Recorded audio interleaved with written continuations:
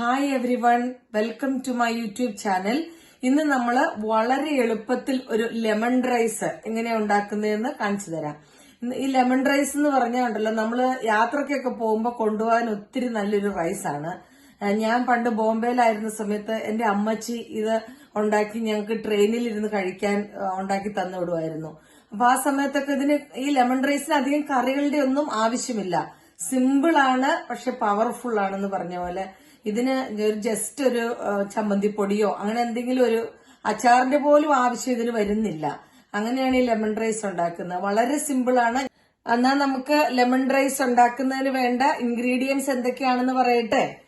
ഞാനിവിടെ 2 cup basmati rice കഴുകി വൃത്തിയാക്കി വെള്ളം കളഞ്ഞ് വെച്ചിട്ടുണ്ട്. പിന്നെ നമുക്ക് ഒരു 1/4 ടീസ്പൂൺ മഞ്ഞൾപ്പൊടി വേണം, ആവശ്യത്തിന് ഉപ്പ്, ഒരു 1/4 ടീസ്പൂൺ ഇഞ്ചി, പച്ചമുളക്, ചുവന്ന മുളക്, കറിവേപ്പില, ഒരൽപ്പം കായം ഒത്തിരി കൂടിപ്പോകരുത്, കാരണം കായം കൂടിപ്പോയ ഒരു കയ്പ്പ് രസം ഉണ്ടാകും.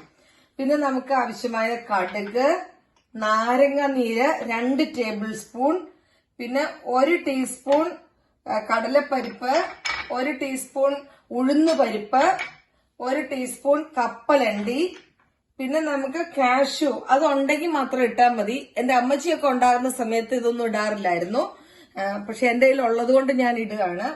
1 ടേബിൾ സ്പൂൺ കശുവണ്ടി, ഇത് ഒരു 2 ടേബിൾ സ്പൂൺ സൺഫ്ലവർ ഓയില്.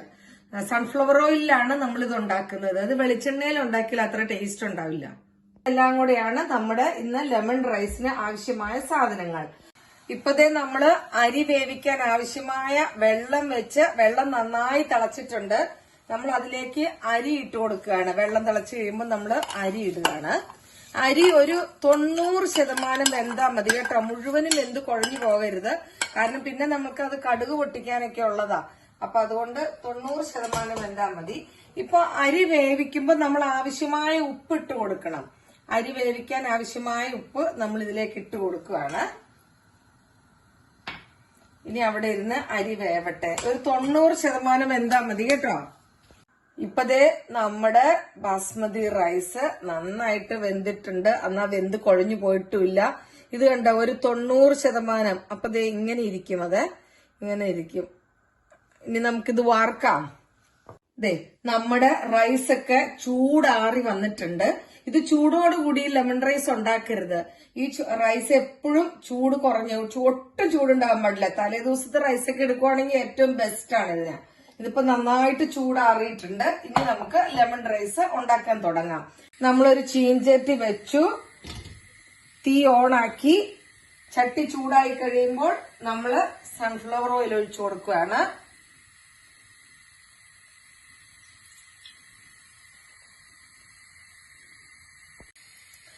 എണ്ണ ചൂടായി വരുമ്പോൾ നമ്മളുടെ കടുക് ഇടുകയാണ്.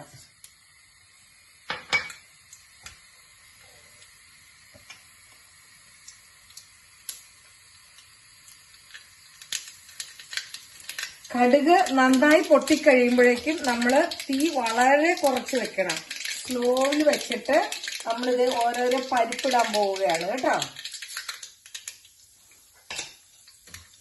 നമ്മളിത് 3 പരിപ്പും ഒന്നിച്ചങ്ങിട്ട് കൊടുക്കുകയാണ്.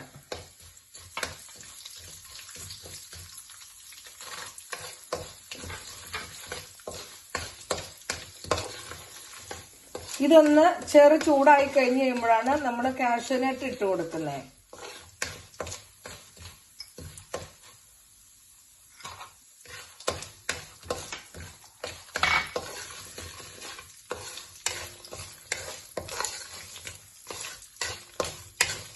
ഇപ്പം നമുക്കിടെ തീ കുറവ് മതി കേട്ടോ. ഇത് കരിച്ചു കളയരുത്, അതുകൊണ്ടാണ് തീ കുറച്ച് വെക്കാൻ പറയുന്നത്. തീ കൂട്ടിയിരുന്ന പെട്ടെന്ന് കരിഞ്ഞു പോകും. ഇപ്പതേ നമ്മുടെ പരിപ്പും എല്ലാം നമ്മുടെ മൂത്ത് വന്നിട്ടുണ്ട്. ഇനി നമുക്ക് അതിലേക്ക് നമ്മുടെ ഇഞ്ചി ഇട്ട് കൊടുക്കാം. ഇഞ്ചിയുടെ പച്ചമണം മാറിക്കഴിയുമ്പോൾ നമ്മളിതാ പച്ചമുളകും ചുവന്ന മുളകും ഇട്ട് കൊടുക്കാം.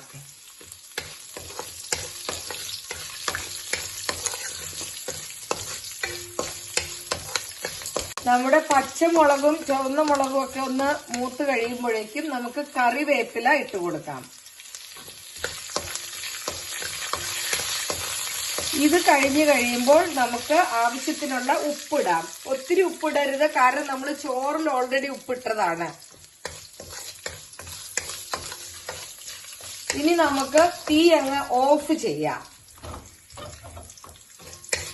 തീ ഓഫ് ചെയ്തതിന് ശേഷം നമുക്ക് നമ്മുടെ മഞ്ഞൾപ്പൊടിയും കായം, നമ്മൾ എടുത്തു വെച്ചിരിക്കുന്ന കായം ഇട്ട് കൊടുക്കാം. ഇപ്പം തീയുടെ ആവശ്യമില്ല, കാരണം ചട്ടി നല്ല ചൂടാണ്, അതിൽ തന്നെ ഇത് ആയിക്കോളും. മഞ്ഞൾപ്പൊടിയുടെ പച്ചമണമൊക്കെ മാറിക്കഴിയുമ്പോഴേക്കും നമ്മൾ ലെമൺ ഒഴിച്ചു കൊടുക്കുവാണ്, ലെമൺ ജ്യൂസ്. കാരണം അല്ലെങ്കിൽ ഇതിന് ഭയങ്കര കയ്പായിരിക്കും ഈ ചൂടായിട്ടിരിക്കുമ്പോൾ. ഇപ്പൊ നമ്മൾ ചെറു ചൂടാണ്, ചട്ടിയുടെ ചൂട് മാത്രമല്ലേ ഉള്ളൂ. അപ്പൊ നമ്മൾ ഒഴിച്ചു കൊടുത്തു. ഇനി നമ്മൾ അതിലേക്ക് നമ്മുടെ ചോറിട്ട് കൊടുക്കുകയാണ്.